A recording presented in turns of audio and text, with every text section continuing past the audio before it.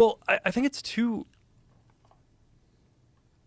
early to know exactly how it plays out, but my guess is that it'll probably create more creative jobs than it.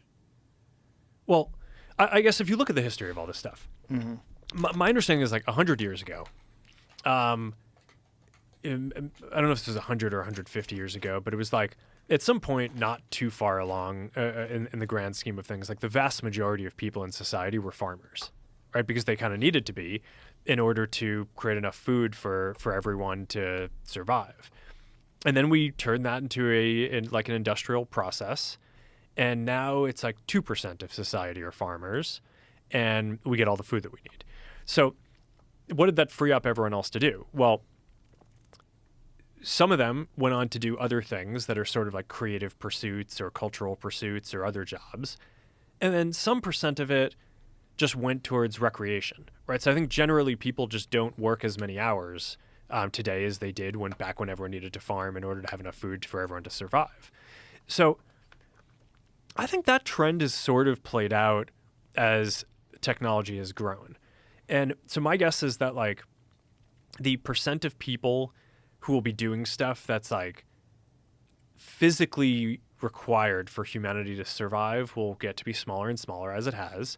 More people will dedicate themselves to kind of creative and artistic and cultural pursuits. I think that's generally good. I think the number of hours in a week that someone will have to work in order to be able to get by will probably continue to shrink. Yet, I think people who are super engaged in what they do are going to be able to work really hard and accomplish way more than they ever could before because they have like this unimaginable leverage from having a lot more technology. So I think that if you just like fast forwarded or extrapolated out the historical technological trend is what you'd get. I think the question is what you raised, which is this qualitatively a different type of thing that somehow